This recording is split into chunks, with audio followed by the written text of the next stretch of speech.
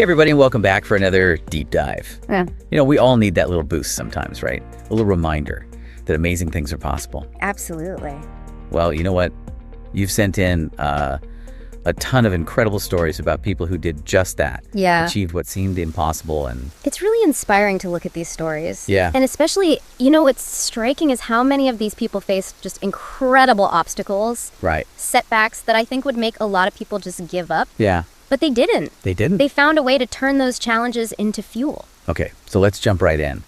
I'm thinking Sylvester Stallone. Okay. I mean, I knew he struggled before Rocky, but wow. Yeah. The details are pretty wild. Yeah, we're talking selling his wife's jewelry. Oh, wow. Even selling his dog because he couldn't afford to feed it. Oh, my God. There was a point where he was literally homeless. Wow. And all this while he's holding on to the script for Rocky. Right. Believing in it when no one else did. That's incredible. And it really underscores that famous quote from him, success is usually the culmination of controlling failure. Yeah. It seems like such a common thread in all these stories. It absolutely is. Yeah. And you see that same grit in J.K. Rowling's story, right? Oh, yeah. I mean, rejection after rejection from publishers for Harry Potter. Yeah. And during a time when she's a single mother struggling to make ends meet. Yeah, I can't even imagine that pressure. Right. And still having the energy to go, no, I'm going to keep going. To keep going. Yeah, and look at her now. Yeah, I mean, Harry Potter is a global phenomenon at this point. It's insane. And her story really shows that sometimes Yeah. success is about sheer willpower. Yeah. The refusal to let those rejections define your worth or derail your dreams. Okay, so we've got Stallone, we've got Rowling, both facing down these massive rejections Right. and coming out on top. But how about someone like Abraham Lincoln? Okay. I mean, his path to the presidency, Oh, it was anything but straightforward. Think about that 1858 Senate race. Oh, right. Against Stephen Douglas.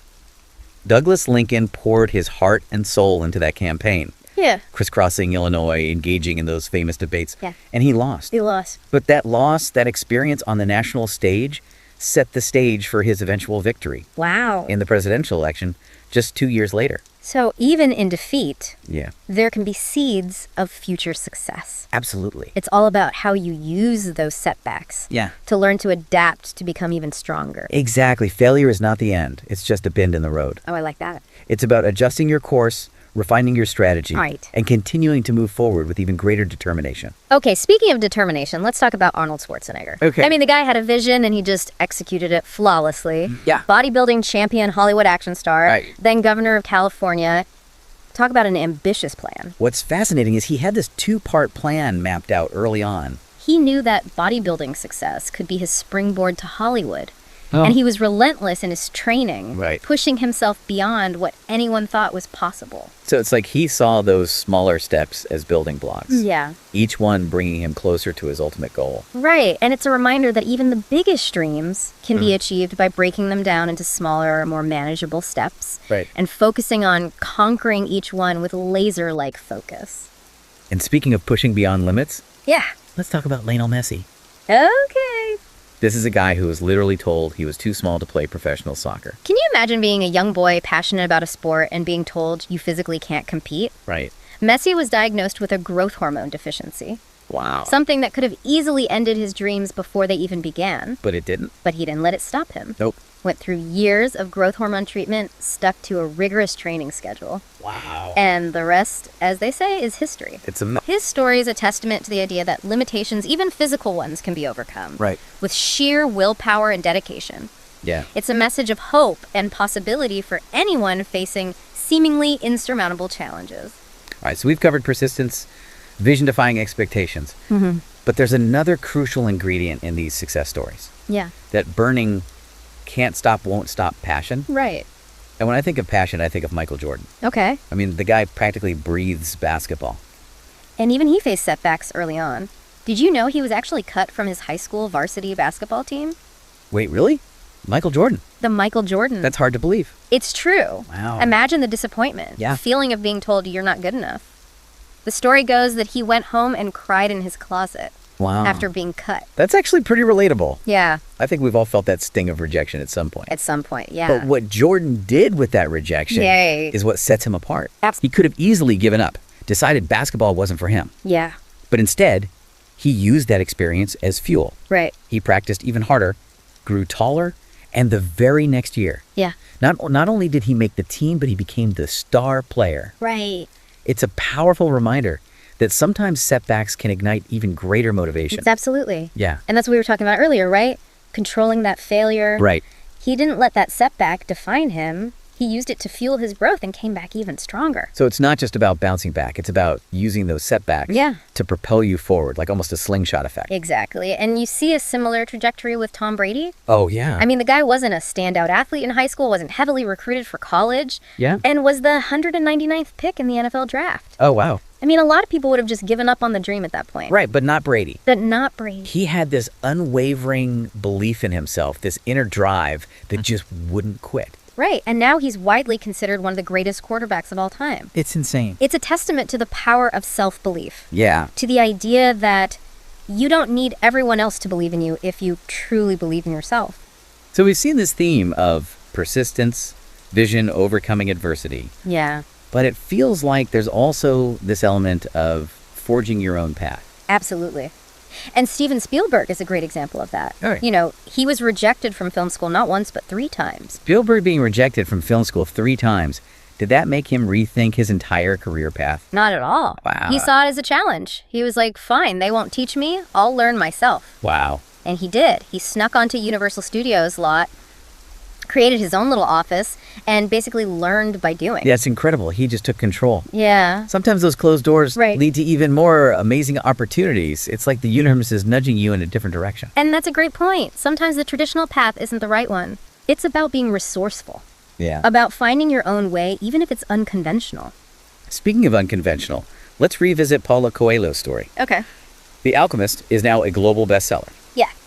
but it had a really rough start. Oh, the first bookstore to carry it sold only 1 copy in the first 6 months. Are you serious? Imagine the discouragement. I can't even imagine. But Coelho believed in his work, kept promoting it, and eventually it found its audience. It's almost like the universe was testing him, you know? Yeah. Seeing if he truly believed in the power of his story.